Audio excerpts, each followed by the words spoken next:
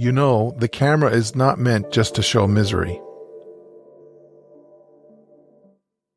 The subject matter is so much more important than the photographer.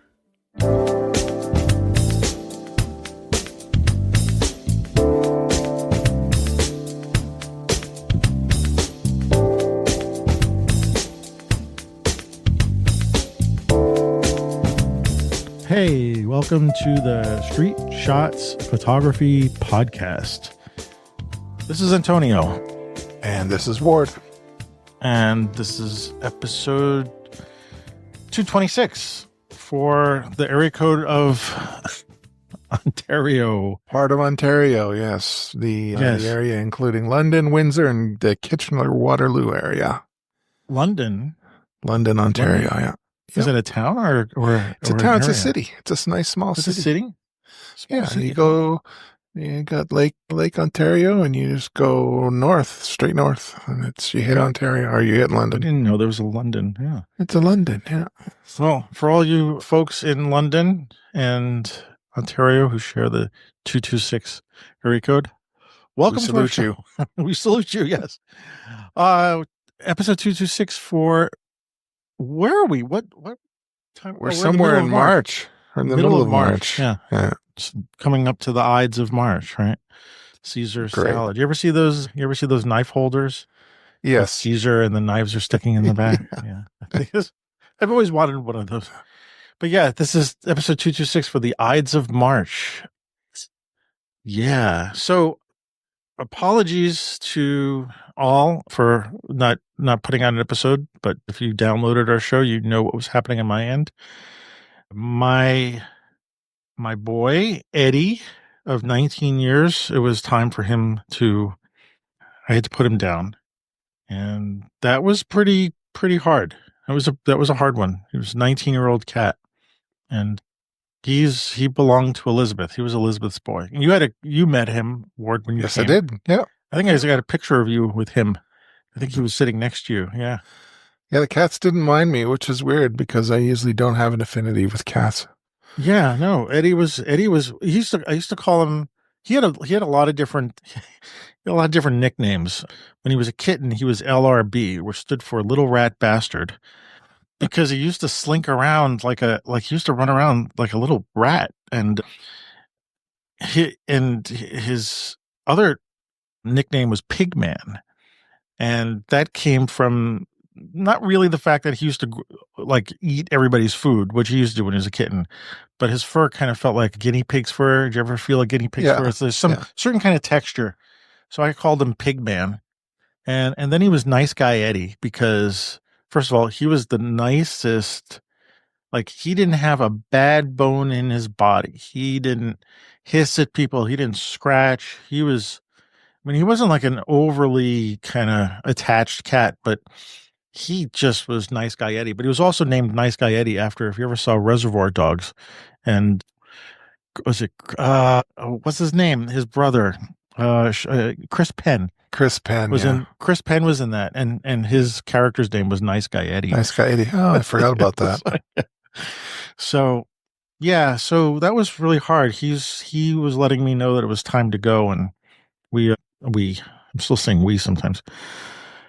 I had service come over and we put him down here in his bed, in his chair, so that I wasn't taking him to the vet to be scared. And, I really didn't want that to be the case with him. And it was as peaceful as I could imagine it. It wasn't peaceful for me, but it was peaceful for him. So he's missed. It was, sorry.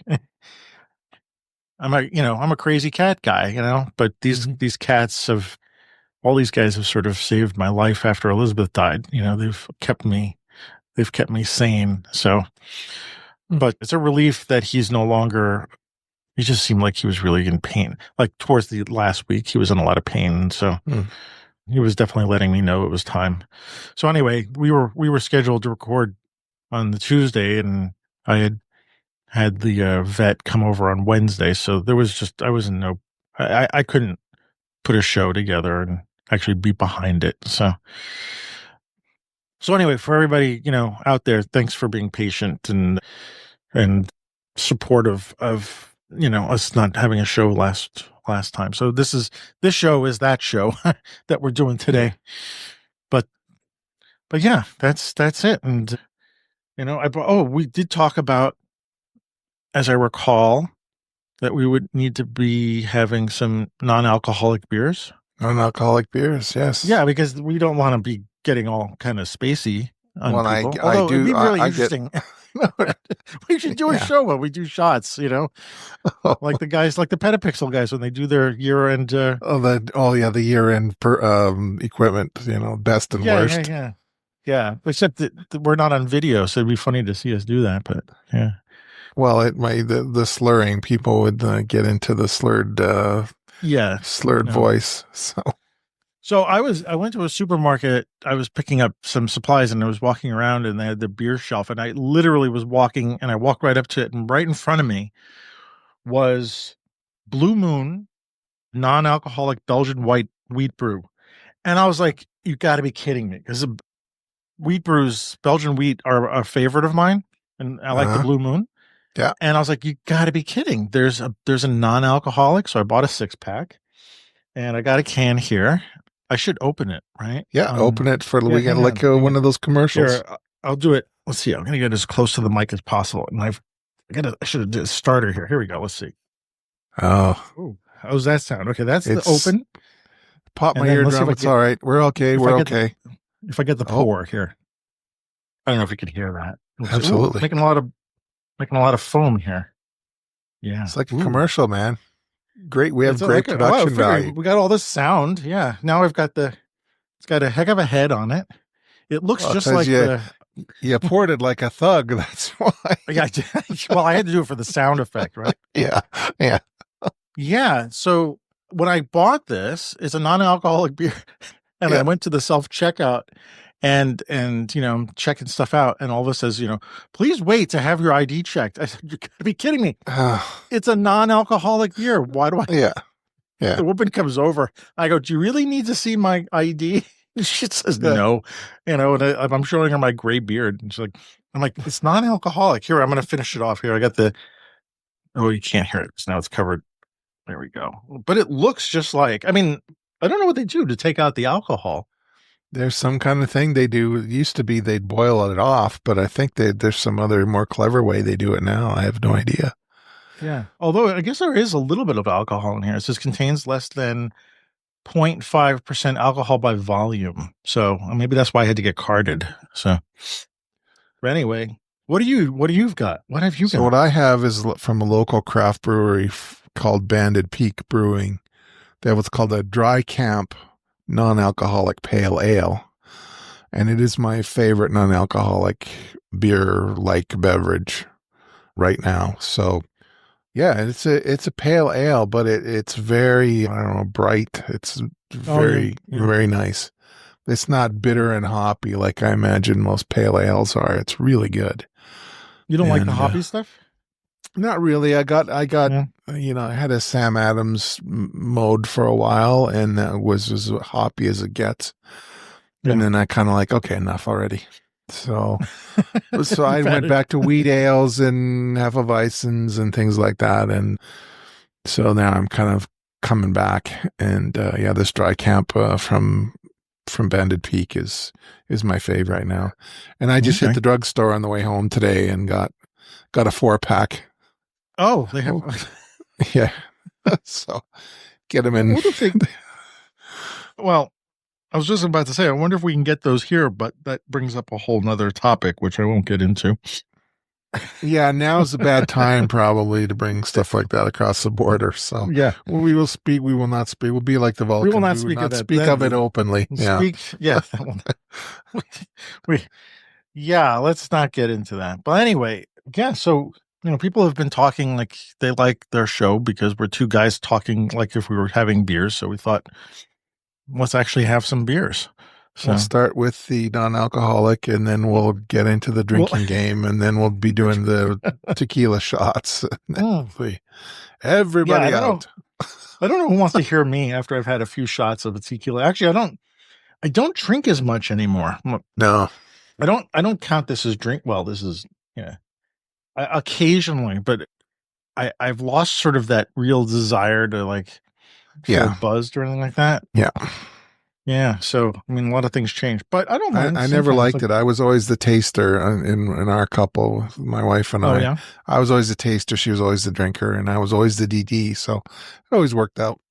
yeah, yeah. But I do like in this last 10 years, I've got an appreciation for beer. And now we have so many non-alcoholic options. There's no excuse. They're so good now. So, I was a little wondering about that. It's like, why do I want to drink beer without alcohol? Like, do I like the taste? Like, do I really need the alcohol in it? Do I like the taste of it? And this, because it's my favorite beer or one of my favorites, I thought, well, this is a good way to start. I'm yeah.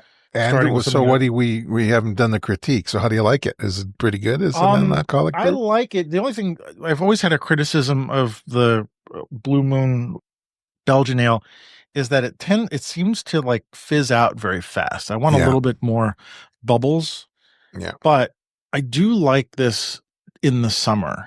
Like is for some reason it makes my insides feel nice. It's almost more refreshing than water in some way.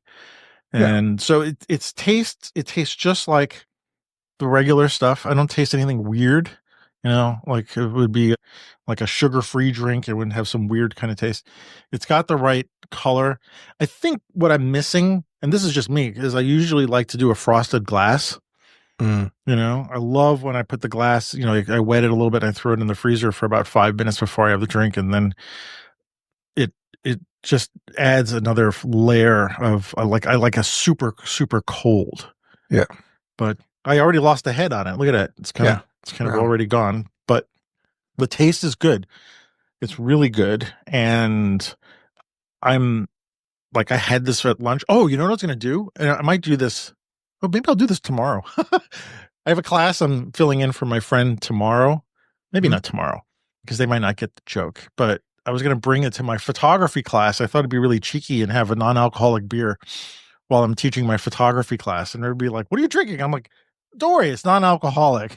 Yeah. The way I act in my classes, people might have thought I'm drunk anyway. But yeah, no, I like it. I like it. It does make me curious about having other non-alcoholic beers, and also makes me wonder about this idea of do I do I really need alcohol? Do I just like the beer itself? So this is this is like the third time I've had this Mhm. ever. So, it's brand new for me. How about you? What's Well, I mean, I don't have another Banded Peak Pale Ale to compare it to because I've never drank their other pale ale. So this just showed up on one of my beers and cameras events, and I had it, and I was like immediately smitten.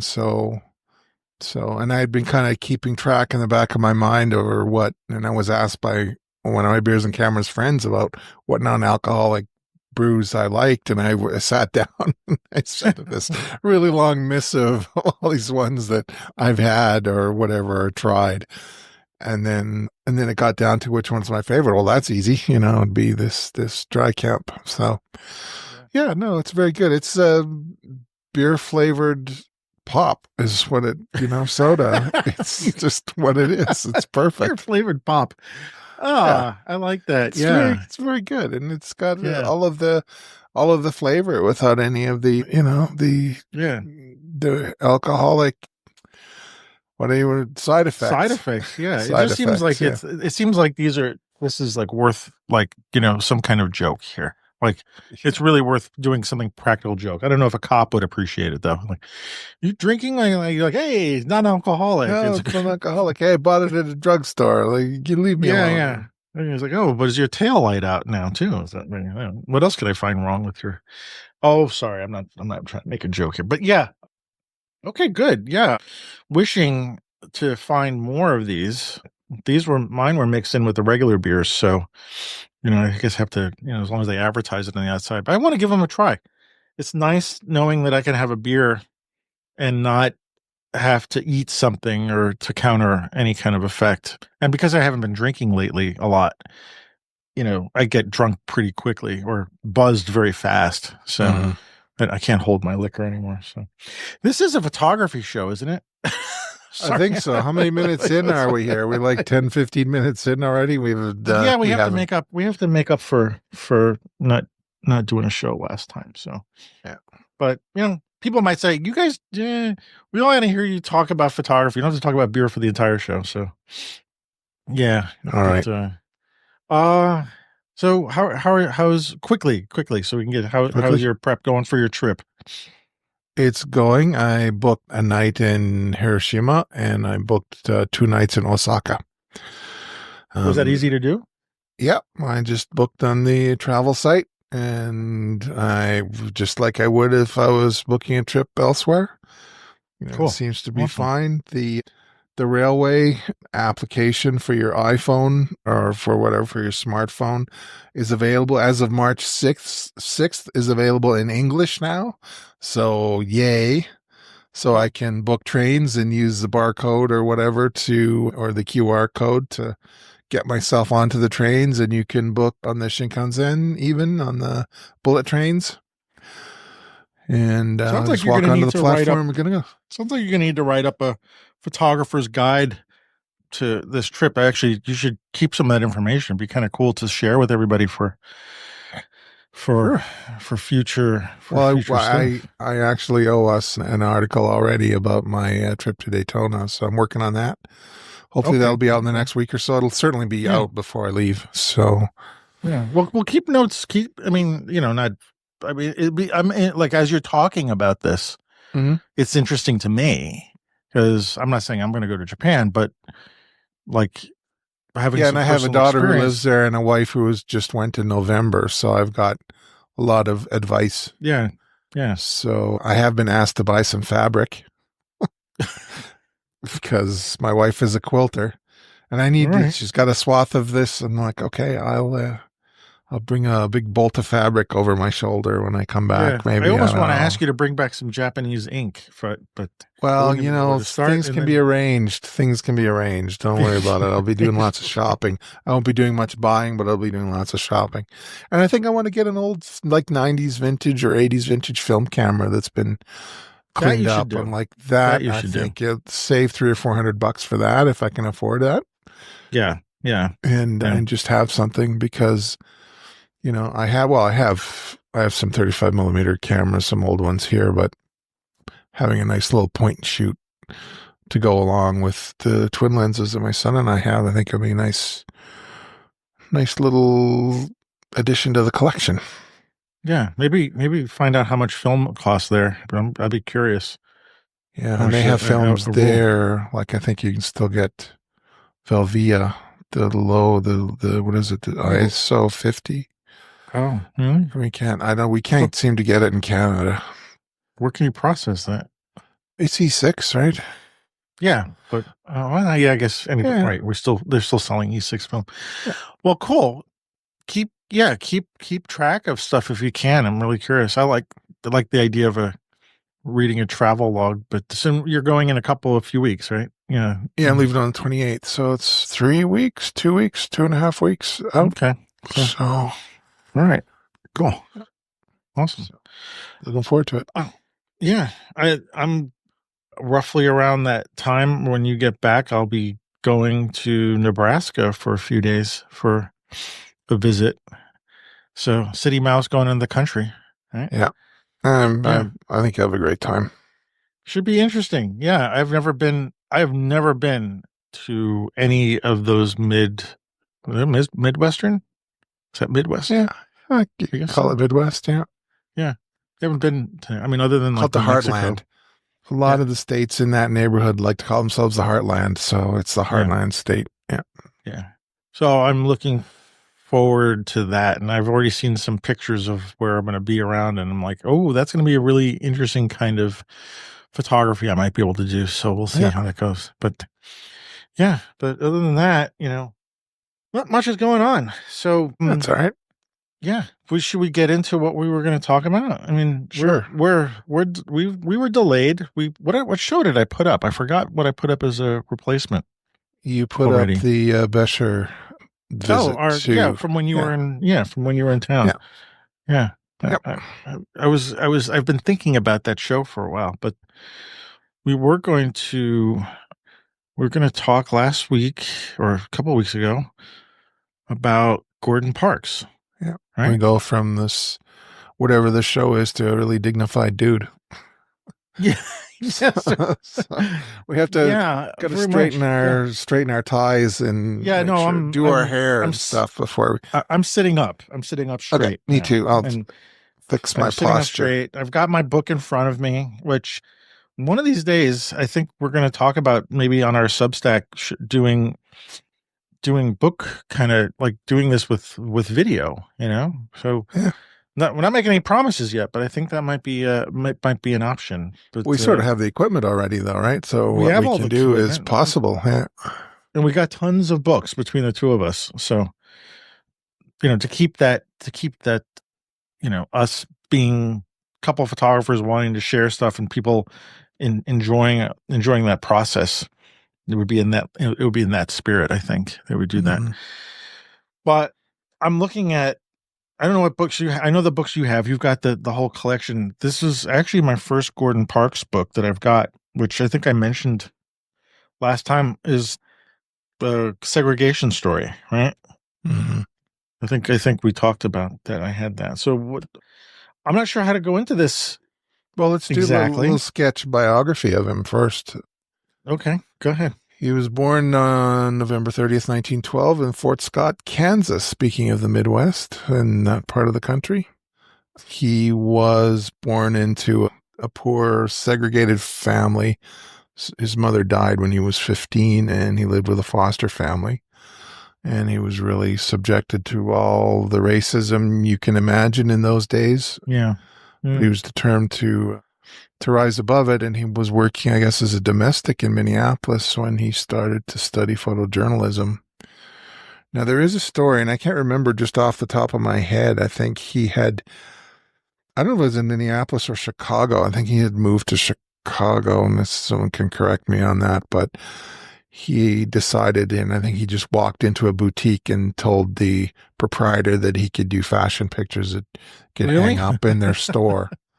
So he arranged a couple of models or people that the store owner knew and just had them out in the street and took some pictures of them and then had to figure out how to develop. Oh, on the job kind of developing. pretty Right. Wow. pretty much. So, and they hung the pictures that he created hung very proudly in the store for years. And so that was a success. And I think that was his first gig. Wow. By Wow. 1942, he was hired by Vogue, and he was, I think, the only black photographer at Vogue at the time. And this would be a common theme, only black, whatever, right? Yeah. And he caught the attention of Life magazine, and he became a staffer there in 1948. Yeah. But before And that, he was part of the FSA for a little while, wasn't he? he The Farm Security Administration, right? was he part of it, or did Roy Stryker just? I don't know. I don't remember that part of his story. Let me think. Yeah, yeah, he was there for a little while, but he seems like it moved to job to job. I'm also looking at a biography of him as well. So I could tell that I studied really well for this. I Yeah. really knows his background so much. But you know, the picture, if you're listening to the show and you know photography, you're probably aware of the picture that he's at least initially very famous for is the American Gothic photograph of is what it's called now, but of this woman named Ellie Watson. But to go back to that, he was as a trainee with the FSA working under Roy Stryker, and Stryker suggested that he photograph her, and so maybe he wasn't working there particularly, but Mm. Ella Watson was one of the cleaning crew in the FSA building. So I think maybe Stryker was leading him to like practice, with by photographing Mrs. Watson. I think that was her name.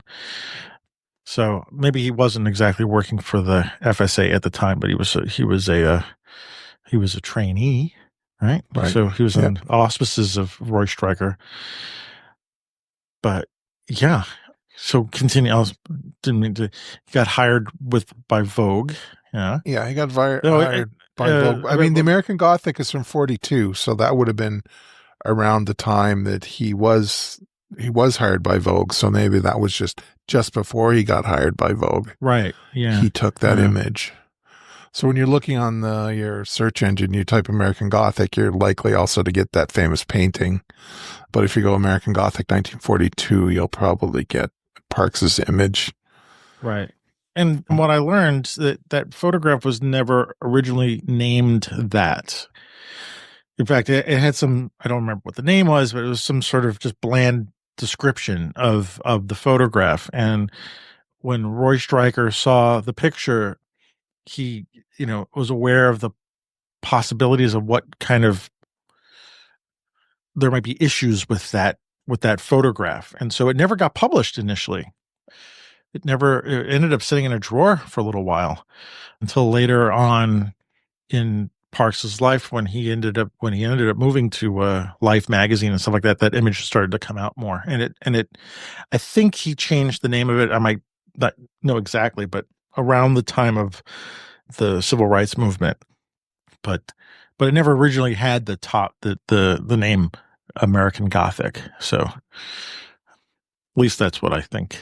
I think I heard about. So yeah. Well, if you want to describe the picture, if somebody doesn't know it, just to Sure, it's a middle-aged black woman standing in front of an American flag with mop and a broom in her hand, yeah. making kind of a tangential reference to the original American Gothic painting, but also highlighting the injustice and the, how you want to call it, the inequities of being a black person in America at that time. It's a it's there's such a simple it's such a simple composition and very deliberate in how literally half the picture is this woman and the other half is this American flag, and she's standing in front of it. And there's 48. I think there's 48 stars on the flag, by the way. So Mm, this is, when did you say 41, 42 that it 42. was taken? 42. And it's funny because I used this photograph in as an example in my, which class do I do this on? I get my classes confused. I I don't shoot. I think it is my introduction to digital photography class because in both classes I talk about visual literacy, and I use different photographs in both of them, but I think I do that in this one. I use it as an example of great composition because it is a very simple composition. And, people are looking at it and I say, I sort of joke and say, look, he could have done this with an iPhone, right? Right. I just say that because, that's what we're dealing with now with people who are got cameras for the first time. I said, it's almost not about the equipment. It's not about the actual making of the picture. It's the subject matter of the picture, and it's the how he placed her in the frame, how the frame is divided, how it's interesting as I look at it now is how the stripes of the flag sort of mimic something else, like a fence or something. You know what I mean? Oh, Like yeah, there's a some, barrier. Like she's on the opposite side of some place that she can't get to, or at least that's what it like, because it's the stripes are very stark, right? And so mhm, the the the red stripes are very dark in that picture, and so it does look like a barrier behind her. mhm, But I always tell my students, like, I'm not saying that they could be, well, anybody could, I'm not saying they can be Gordon Parks, and who knows where my students will go. mhm. I just point out that you don't have to, you have to think about the composition though. Like you have to think about like, what is the story you're going to tell? And his picture is the first one that comes up in my discussion. So Very cool. yeah. So to continue with the bio, we'll just go Continue. through with Yeah. the other things that he's done. So Well, he's a real polymath, right? He became a filmmaker. He yeah.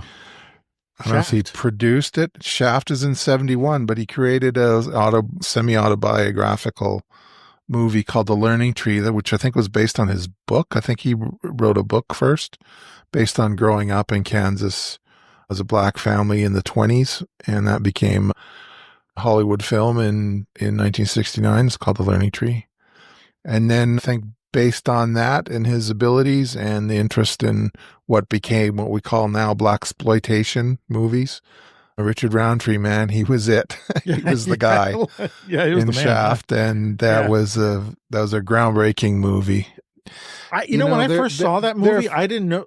Well, hang on a second. But when I first saw that movie as a kid, or I didn't know who directed it. Like it didn't. It was like yeah. only one of those later learnings. It was like someone said, Gordon Parks directed. I was like, yes, you got to be kidding me. Wait, Gordon Parks, that guy did this movie? It's like, Yeah, yeah. I was like, holy crap. I mean, I was like, that was amazing to think about that, but I didn't know that initially. So yeah. And I mean it's New York, right? yeah, Isn't that yeah, yeah. yep, So I yeah. mean, I don't know, do you remember what the streets look like in 71? Can you say Oh I mean yes, I this remember is the what New kind of York stuff I looked love like. to talk about, right? Yeah, Where was yeah, this shot? Where was that shot? You yeah. know? I'd have to watch it again, but yeah, I mean, there been certainly a lot of uptown areas as well. But yeah, yeah, yeah. As a quick side note, Yep. I used to see him around Gordon Parks. Like he's unmistakable as a Oh, yeah. like from a distance you could see him because he had this incredibly bright white hair. Right. And in a crowd of people, like all of a sudden you saw this white haired person. And it was like, and it was bright. It was like it was almost like it was bleached almost, but it's not. But Yeah. and so I would see him, and I can't come up with specific places, but it could be at the like a photo expo Mm, or in the street or just something like just somewhere around it. And I don't think I remember because I was young and not fully into photography, but was like not knowing the gravity of his mhm, of his being, just like, oh, mhm, that's Gordon Parks. Yeah, okay. Well, what do I know? I'm just yeah. a dumb kid. But my dad met him a few times. Apparently, my aunt tells me that because they were contemporary in terms of the timing. I mean, he was older than my dad, Mhm, so but he was around New York at the time, and they're early on in the late 50s, early 60s, just when, New York was probably a very small photography community. So like I think a lot of people knew each other. mhm. So I just don't know the context or the circumstances where my dad met him, but it is part of my family lore. Like they met and stuff like that. So Very cool. I'm like, oh yeah. Anyway, but Cool. I thought that And was a there's good one little more side note. thing about Yeah. his polymath abilities was he was also not just a writer, but also a music composer. And his music is in his movies and all that stuff too. So he's got a lot going on. Yeah. And he passed away. I think he died in 2006. Yes, Yeah. 2006. Yeah. I do remember hearing about that when he died. Me too. Yeah. So yeah, so that's basically it. You know, he has a singular kind of presence, I think, as an American. If we were just talking about him as a photographer, there's no one that really compares to him with his social conscience, presenting America as a black man, having that photojournalistic ethic. Mm. Also, with his fashion background, The fashion background. Yeah. having the beauty in his images. You were talking, you got your book with the Segregation Story. I have that 4 or 5 volume set of his collected works, which was published by Steidl, and I've talked about it, I'm sure, at least a half a dozen times here Hmm. on the show. Just stunning production of those images of his, and they're almost like living things. And they're the kind of books, and they're thick. I mean, the thinnest one I have, volume 1, is an inch thick. And I don't know how many pages it is. I can check for you right now, but just Yeah. Go ahead. the first volume of 5 is 270 pages, Jeez. most of which are plates. I mean, they're For the most part, it's about evenly split between one image per spread, a lot of them two images per spread. So just his depth of feeling and his artistic ability and just the way he presented America in a way that no one has before or Yeah. since. The Well, unique time in that he that grew up and the civil rights movement.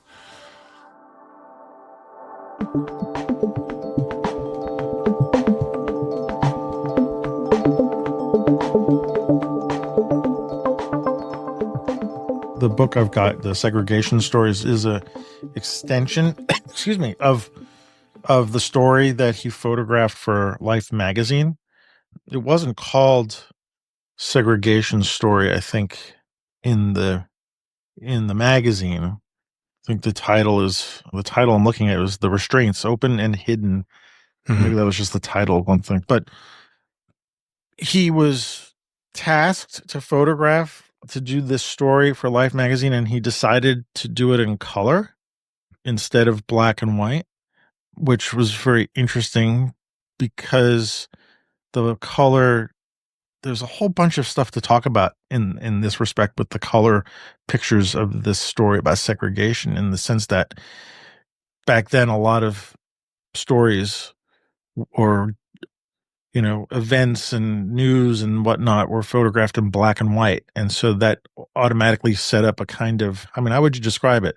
Like this unreality, right? And black and white photographs Right. sort of by their Yeah. nature don't feel real, right? In some Yeah. way.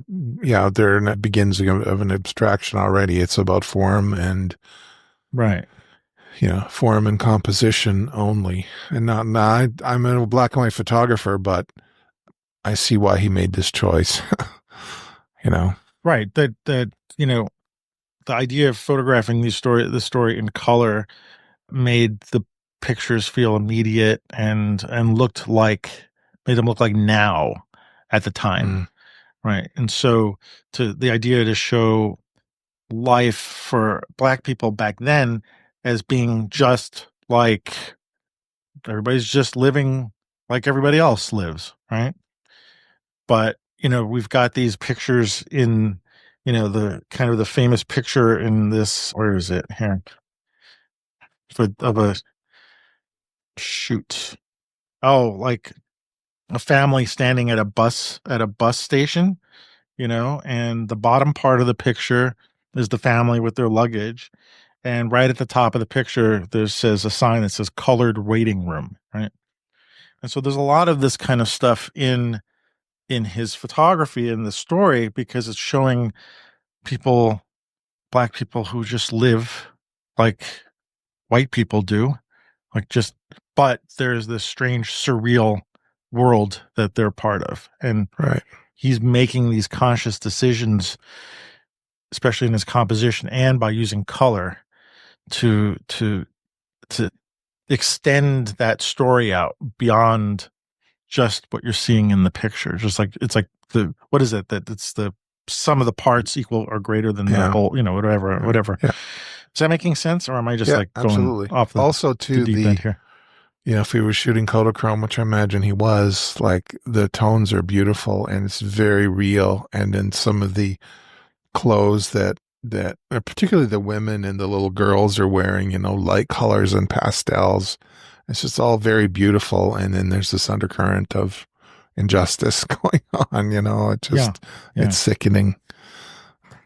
So the book wasn't without consequences, right? There was a woman in the department store picture, right? Which one was that? There was the colored entrance, I think was Oh, called, where right? is that picture? Anyway, the woman that was in the picture lost her teaching job because of that, because of the backlash there. Really? And yeah, Was it the backlash of the picture being printed and shown in Life magazine, or was it something else, or because it was shown in the magazine? Yeah, I can't find the picture, well, because unfortunately. she was part of, just because she was part of the project, I just, you know, I don't know. It just seemed like not not a nice thing to do. No, Take it, what was her name? Ollie Lee Ali Lee Quasi. Kazi. Kazi, yeah. Also, he's putting himself at personal risk as well because he's a black photographer going down to the South trying to record things that probably white people don't want to be seen down there or whatever was going on. And so he's putting himself at risk for doing this. And So it this is was a whole not 10 with years or so ahead of, or maybe just a few, maybe 5 years before things got kicked off with the civil rights, and I think part of what got the civil rights movement going in the 60s were his photographs, frankly. People did see these in Life magazine, and that definitely helped trigger that movement. yeah, no, and him being able to present this in Life magazine, which at the time, for those of you who are too young to remember, the only way we got to see photography way back when was in these things called magazines. Life magazine was one of the probably the more famous of them. There was also Look magazine. They were oversized magazines with picture stories in them. Many photographers that you've heard of worked in those magazines, Eugene Smith, and the list could go on and stuff like that. But Mhm. it became, in the way that Instagram or the way we share pictures now, it was the way people saw, photo stories and got to know of certain photographers and or situations and stuff. So, Life magazine reached millions of people, but like in this case would spark a lot of discussions about the racial injustice at the time and stuff. And I I'm trying to imagine what it was like for like this magazine for Life to publish this because it seems like for them in some way a risk. I don't know, just because of the attitudes back then or something, Mhm. backlashes. I mean, like since other people were being affected by backlashes, that Life could also have, I mean, but Well, they were they taking had a risk editors in, that, yeah, they had editors that had some cojones, I guess, that said we're gonna go ahead and yeah, publish this. And I'm yeah, sure they lost yeah, subscribers from the South, but I think they felt that they needed to do that. And I mean, Life was based in New York, right? So if I'm remembering correctly, it wasn't a West Coast yeah. I don't magazine, know. was it? I No, think Look I don't was on the remember. I West don't know. Coast. Look was more about Hollywood and the entertainment business, but Life was more about the photojournalistic ethos of covering America and places around the world. I think they had a little bit more Yeah. wide ranging material. So since I've got this book in front of me, I'll describe it a little bit. There's first of all the printing in it is fantastic. It's interesting because you can very much see the color tone of the film. Like it's a muted, but it feels real, but it Mm. feels a little unreal at the same time. And I'm guessing that you know all these pictures were taken for the magazine, but a lot of them were unpublished. So this actually might be the first time these are published. I don't know if they're in your books that you have. They maybe it's been a while, so it'd be in sort of the middle. It's been a while since I've been through there, but I know there's some color Yeah, in those yeah. books, so it wouldn't surprise me if they were in there. I think the majority of the work that he shot for this project was mixed between medium format and 35 millimeter, Mm. which I think was based on just how the scenarios that he would be in, like where he was doing more formal portraits or when he seemed to be slowing down, he was using his Rolleiflex. Like right at the beginning of the book is a portrait of a couple, an old couple. They're sitting in their room. They're sitting right below. He does something with his framing, which is really nice. It's like he's very aware of top to bottom. Mm. Like things are happening at the top of the frame, things are happening at the bottom of the frame. So in the top of this picture is this. I think it's an old photograph of this couple when they were young, Oh, cool. and they're sitting on this sort of red, what looks like almost like a red velvet couch, with some flowers and a coffee table in front of him. And the coffee table has got photographs underneath the glass, like the photographs are sort of sandwiched through the glass. Hmm. And they're sitting there very proper, like with their hands crossed, and it's almost like a very formal portrait. And you could tell I can tell that it's a medium format picture, but it's obviously very deliberately Mm. posed and whatnot.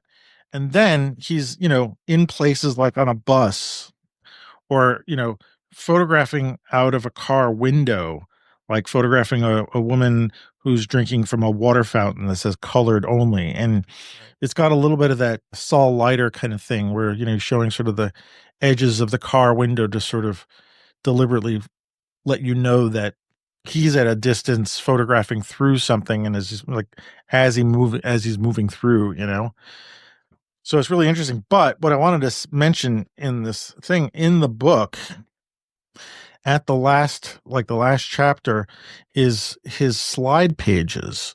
So like contact sheets, or I lift up the book to show you, but I don't want to do that because the Yeah. audience No. can't see it.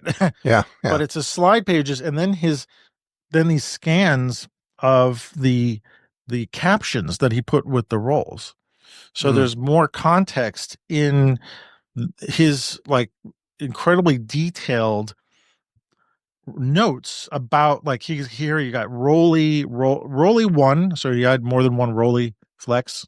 Mm. Roll 43, right? I'll just read this a little bit because I just pulled this randomly. It goes, this roll contains the retake of Joanne Thornton Wilson and her niece, Shirley Diane Kirksey, daughter of Mrs. Allie Lee Thornton, Kirksey Causey. Oh, excuse me.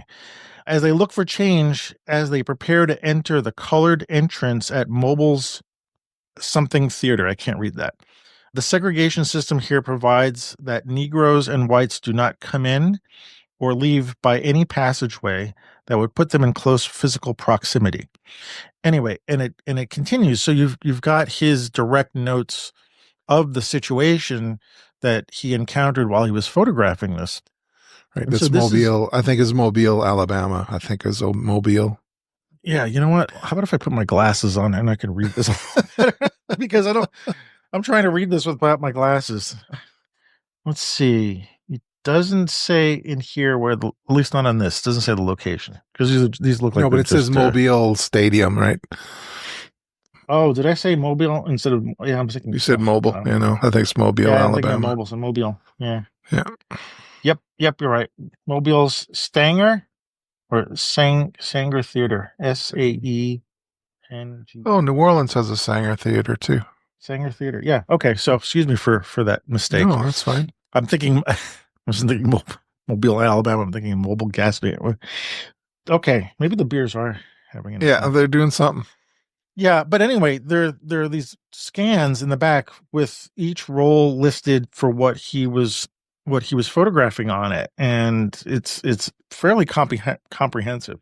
Made That's me very think about, cool. like, yeah, which means like he photographed this stuff, and somewhere he went back and remembered his notes and sat down at a typewriter and typed everything out. And I mean, that was probably what he had to do for Life magazine anyway. I mean, he had to do that if you were Hmm. a, but that what's really nice is to see that it's not all the pictures. It's only a small selection of shots and roles that he's talking about. I can imagine he shot a ton of pictures for this, so he couldn't have that. But it's just a nice reminder that of how much work was put into this and the dedication to that. But anyway, I'd like to hear about your book collection too amongst this. But Well, they're called. Let's see, Gordon Parks Collected Works Study Edition. So there's a study edition, and there was like a premium edition. The study edition has so that there are these thick hardcore books. The study edition has like a gray linen cover, and it's got a dust jacket and everything. And the premium edition, which was sort of their truly retail version, had a red cover. Give it some premium cachet, I guess. What's interesting about these books is that they were subsidized for Steidel. So they were available in Canada. The 5 books themselves, which weigh probably almost 20 pounds altogether, Hmm. was $185 Canadian, which would work out to what, 140, $150 US for Wow. all five of these books. So I hummed and hawed for a couple of days, and they were in the camera store in their photo book department, and they were starting to sell. And I thought, because they had half a dozen of them, I think I got the second last box, and it came in a big box. I got to cart this thing home. But yeah, so going through it was very moving because there's such effort put into presentation of these, and it's posthumous, right? He died in 2006, and I think these are available in, let's get the publishing date here. Let's not get this wrong here. It's in here somewhere. Talk amongst yourselves. I was about to say. Just we'll these aren't play available anymore. They're out of print, right? They are out of print, yes, and so as a result, they've become quite valuable because of this, like the comprehensiveness of this series, that they might think about bringing it back into print or something. Yeah. So 2012, they were published in 2012. Wow. So each one has a particular time period. So volume 1 is 1942 to 1948. So this would have been the time that he started at Vogue, the time with the Mrs. Wilson pictures, right up to when he was doing. In fact, he came through this neighborhood, actually. Went through Canada in 1945 and Northwest Territories in 1945 to do some commercial work for oil companies and mines. So he didn't just do that. So he went up to Yellowknife, Northwest Territories. He was here at Black Diamond, where they were drilling for oil, and he's got pictures of the workers on the oil rigs, or they were on a break. They were at the convenience store. They didn't. There might have been pictures of them on the rig, but they weren't shown in this book here. He's got pictures of the Tuskegee Airmen from 1943 right. when they're still fighting the war. Gloucester. My Boston accent is just jumping out here. Gloucester fishermen in 1943. So what else we got here? Gloucester. Man, I'm terrible. Apologies to my friends from the Boston area. I'm beginning to wonder. I wonder, just another side note here. I wonder if he worked at Vogue at the same time or crossed over with Richard Avedon. He may have. I don't know. We have to look that up. Yeah, I'm sort of looking that up. I mean, I can't quite find it. I don't want to spend time typing on the thing, but Avedon was younger than him, but I think they might have been working, they might have crossed over at the same time. So it'd be interesting to find out if there was any interaction between the two of them. I don't know why I'm thinking about that, but yeah. So this book shows, very much the human aspect of his subjects. He also does some, I guess you could call them environmental portraits of people working in their factories or in their mines or out in the field or along the railway tracks. People in boxcars, people, making the railway, making actual railroad tracks. There's a picture of, pictures of New York and Chicago. There's a picture of the L here in Chicago. Amazing tones, the blacks and grays and all you want to see in black and white images. He's definitely produced here. So yeah, and that's just one book with 270 pages covers a 6-year period of his career. That gives you an idea of, how prolific he was and how important we all, determined that his work is and how it still resonates. Yeah. And, without even going into his other careers, like his music and movie making and whatever else he did, so I almost want to say he's like a Renaissance man in that sense. But yeah, I think so. I think a lot of, I was going to say, it takes a lot of shifting of your mindset to go from like documentary photography to all of a sudden making, a movie in New York City in, Yeah. in a period of time, like how to do that and how to do that well. It wasn't like he was a jack of all trades, master of none. He did really good work wherever he was doing that. And that, I have such a hard time switching my brain from one thing to another. And and I'm not comparing myself to him, but it's just like, it's not an easy thing to do to switch mindsets. He knew how to make a film. I mean, he knew the I think photographers who go into becoming filmmakers tend to not fail, but you can kind of see it's a photographer mindset. Right. There's very little movement and all that kind of stuff, and he was not, he was not doing that. Now Nope. I don't know anything about his music, so it'd be really interesting to hear what that sounded like and how that would all fit in with his mindset at the time too. So Mhm. I was just remembering, actually, as we were talking, I just remembered where I saw him often, and it was at the International Center of Photography when ICP was up on something like 80 something street off of Fifth Avenue. They had this sort of old like townhouse that was there, and that housed all the classes. I think it housed all the classes and the galleries and stuff. And so occasionally when I was working at Image Bank, then they would have their photographer parties there because they had tons of money back then. And so they would rent out ICP. And I think he showed up to a couple of those things. And this was in the, late 80s, right? And Mhm. so I'm not sure if he was in New York all the time, but I remember seeing him in these things, like in these kind of gatherings and stuff like that. So I was getting mixed up with the photo show, but it was certainly at ICP. Anyway, I wanted to make sure I remembered that. So this is my first book of Gordon Parks. I mean, I don't know when this came out because I think this is a brand new book, and I can't remember where I got it or if I actually ordered it online. But it's Steidle and the Gordon Parks Foundation put it out together, and I do not see a publishing date on it unless it's in the back. Steidl puts them in the back, I think, the Oh, do publishing they? dates. Okay. Yeah. Uh, yeah, I don't. Shuckles. I don't see it. Oh, 2022. Yeah. Yep. This is the second edition. Yeah. So definitely something I'm really happy to have. There's a shot. Actually, I'm looking at this. The I don't want to lift it up. It's a photograph of the front of what looks like a general store. Okay. It's got Coca-Cola signs over it. Back then, it looked like every sign was printed in red.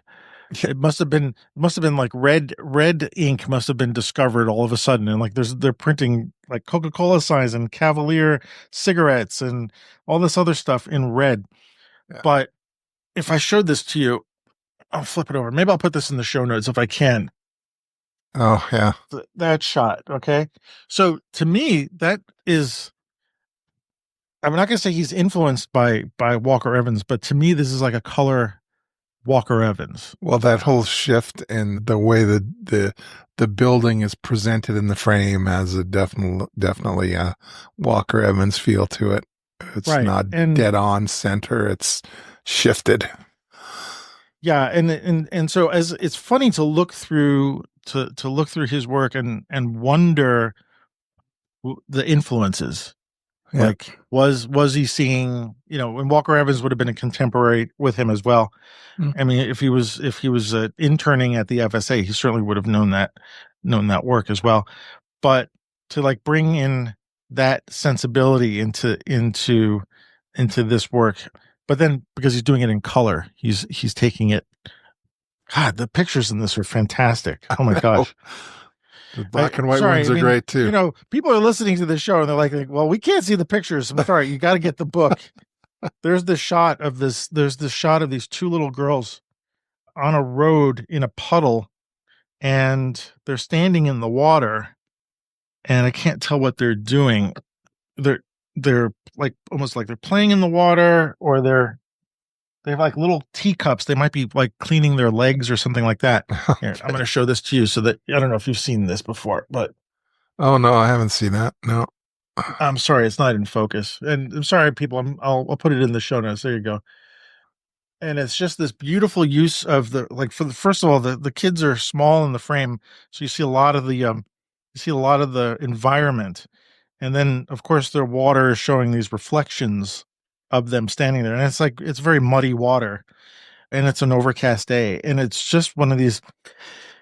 So let me just throw this out for you because I've talked about this in my classes. In fact, when I was talking about whose pictures I was talking about a Lewis Hine photograph Hmm. of a little girl in a textile factory, Hmm. right? And she's sort of standing in the middle, and the machines are sort of all pointed at her, and you know I go through these. I go through that picture and I say, it's a picture that is responsible for some social justice at the time because Lewis Hine's photographs were instrumental in creating child labor laws. So you wouldn't see kids And working in Jacob Reese dangerous. too. Yeah, yeah. Jacob Reese too. Yeah, I'm just talking about this one picture, but it's a beautiful, beautiful photograph, Hmm. right? In this book, we have the same thing. This is the interesting thing about this for me. This beautiful photographs of kind of surreal, tragic part of our history. And how would you like I have a tough time reconciling that. Like I don't know what to do when I see like especially, some of Gordon Parks because he's a lot of beautiful pictures in here as well, like beautiful portraits and stuff like that. But like the shot of there's a photograph here of a family, a mother or grandmother and a child looking at a store window and all these mannequins and they're all white, Hmm. right? And so the photograph itself is really like it would be something. It's almost I want to say something to hang on the wall, but or even this one. There's a mother and a daughter standing outside of um something on the street, and right above them there's another sign that says "colored entrance." Right. Right. This one. Right. I don't. Right. Yeah, That that's the one. Yeah, yeah, yeah. I know that's the the one. one. Yeah. This is the one. The woman who was. She was. Is that the one? Is this the It one was with a the woman who? department store. I think it was inside the department store. It might be. Yeah. Anyway, like as a like I want to say as a work of art, it's a beautiful photograph, right? And so, but it's got this, this undertone of something that's terrible. So how do Okay, we so just how do we? I- Okay, I'm go ahead. I'm jumping back to when our family were visiting Spokane, Washington, and we went to Gonzaga University. They had a they had an exhibit there, an Ansel Adams exhibit of the Japanese interned in Manzanar, California from Hmm. Second World War. And they were taken with Ansel Adams, zone system HDR black and white beauty thing that he does of Right. these interned people. And I was and there was some other propaganda and stuff like that, like American propaganda about, you know, can you trust your Japanese neighbor and all the horrible stuff. But I looked at the pictures and there was, with Ansel Adams pictures of that subject, there was a kind of accepting quality that I found really disturbing in those pictures. It's sort of like here are these families sitting in these small bunkhouses, basically, and there was missing something. It just felt off in that I don't think the way the pictures were presented was doing the subject justice, or Hmm. didn't seem dignified to me. And maybe it's because Adams was a white guy who was coming in and like, oh, this line you guys up. Well, I don't know, Mm. Oh, but it didn't well, maybe. feel right. With Gordon Parks' pictures, especially with these color ones, he's like, well, what I'm looking at is beautiful, but as a viewer, you bring yourself into it and you see the coloreds only, or the whites only, or the Mhm. colored entrance. And then the context of the picture, that juxtaposition works. It does. It just does. Because this is what you would have seen if you're walking down and he had the sensitivity, and being a black man himself, covering his subject, a black subject. I think he knew he had the sensitivity, and being part of the community was able to get the most juice out of his, what he was doing.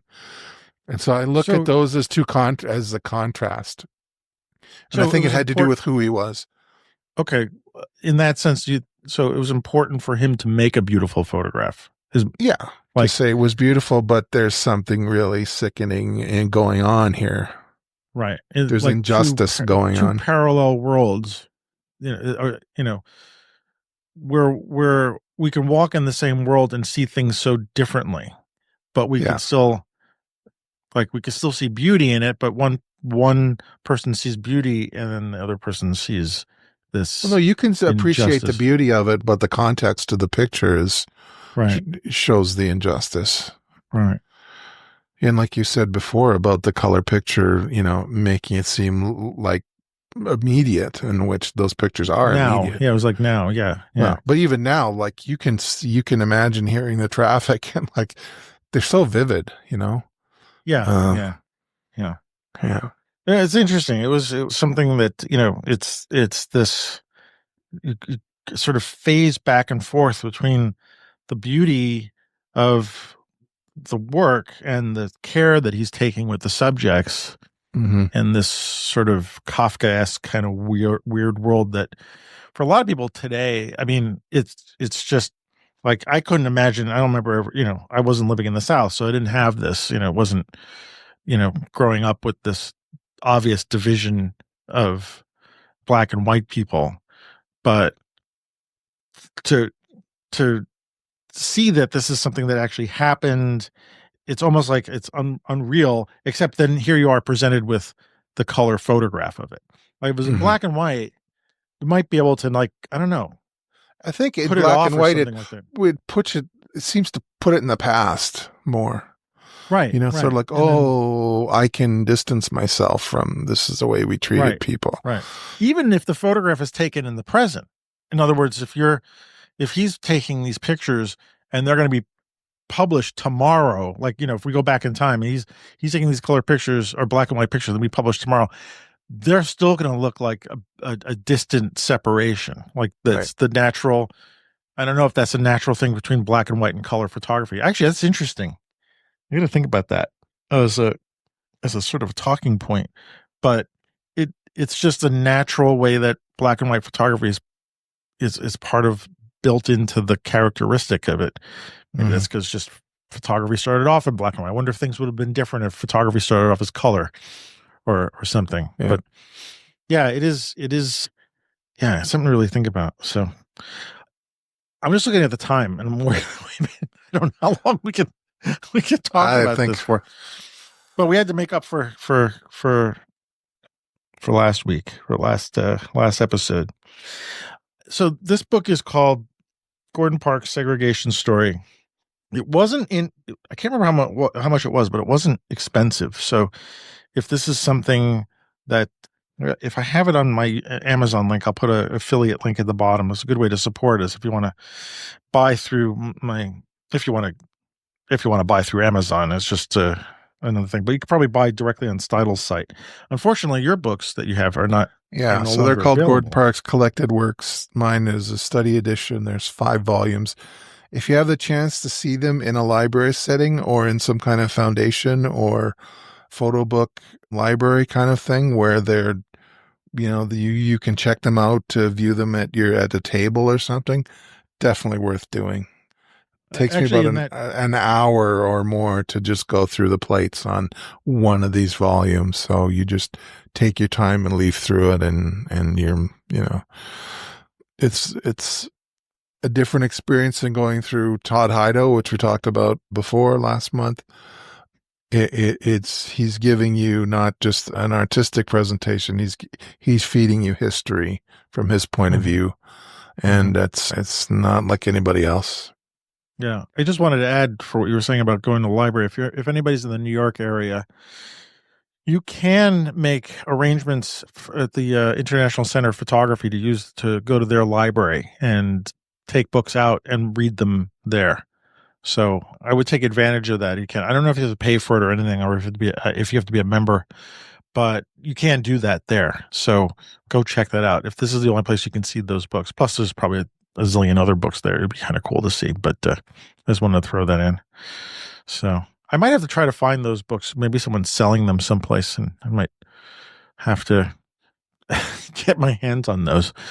Just add to more shelf stuff. But Well, they're heavy and they help weigh down the bookshelf, and yeah, they're very nice.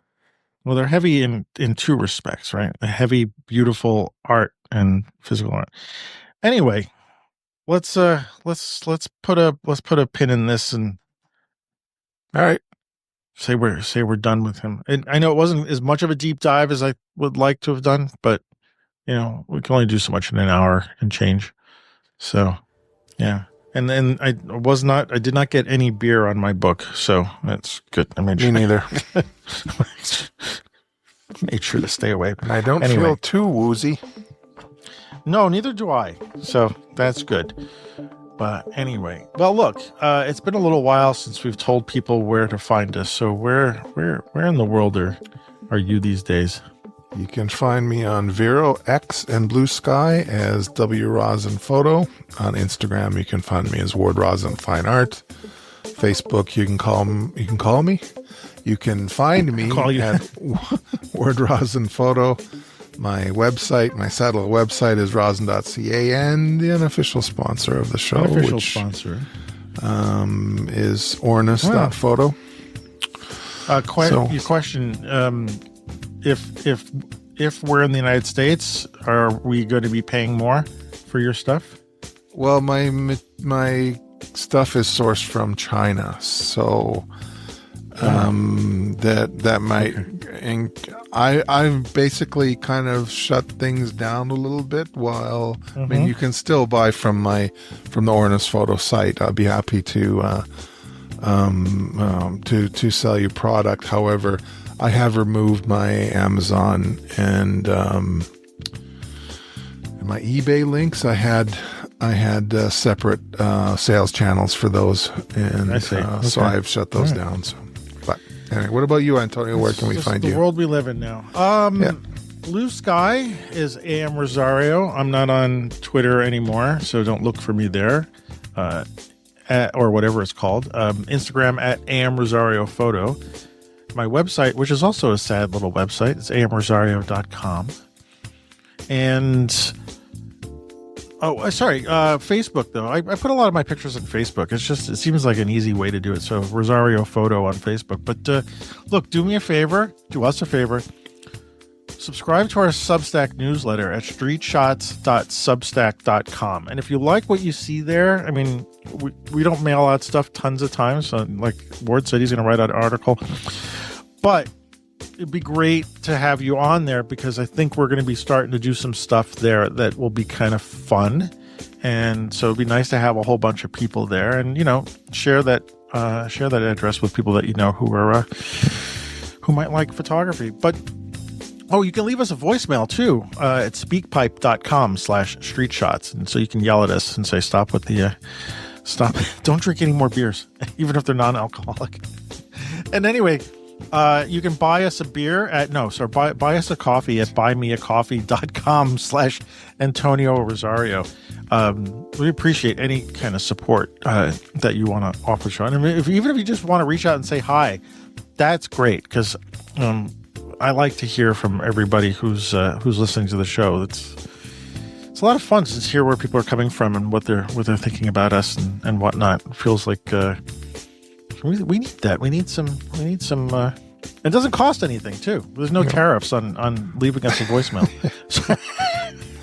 Also, too, I'd like to thank. There's an uptick in subscribers to our Substack. Yeah, and that's really great. Love that. Coming through some recommendations from Candid Frame and a few other places. So, thank you so much for giving us a shot. And so you're not going to be around for the next episode, so I've got something planned. I'm not going to give anything away. Nothing too crazy, but check us out in a couple of weeks, and you'll the next time you'll be on the show, you'll have been on your trip. So it'll be great to talk to you about that, and hopefully you'll have some shots to talk about and other stuff. So. Well, if I have time, I mean, I am bringing my laptop with me, so I might do some early edits and post them to social media as well. Just okay. All right. Well, we'd like to hear about your experience. The main idea is to create some kind of zine or book or something out of a concentrated effort. So, well, I'm definitely looking forward to that. Hopefully everybody else is. So, cool. All right. Awesome. Okay, let's end the show. All right. We'll see everybody in a couple of weeks, and Ward, we'll see you in a month. In a month, so absolutely. Yeah. So thanks everybody, and y'all have a good night. Good night.